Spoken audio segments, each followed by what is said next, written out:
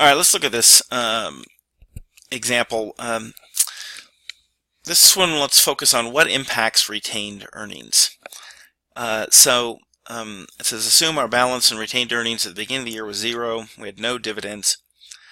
If a debit balance exists after closing out revenues and expenses, what does this indicate? So first of all, let's look at the T account for retained earnings. So normally my retained earnings is going to have a beginning balance of a credit.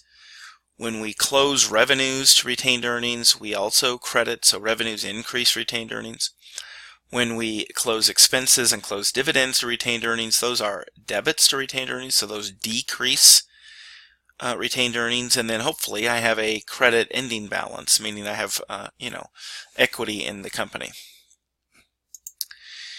If, however, I end up with a debit ending balance, what that means, and you can probably visually see this, what that means is my expenses and dividends were greater than my beginning balance and my revenues.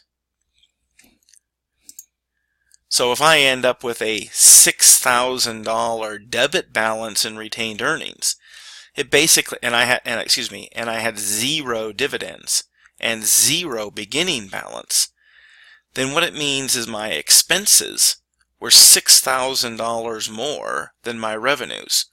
Another way to think about that is I had a net loss of $6,000, and that's how I ended up with a debit balance in retained earnings.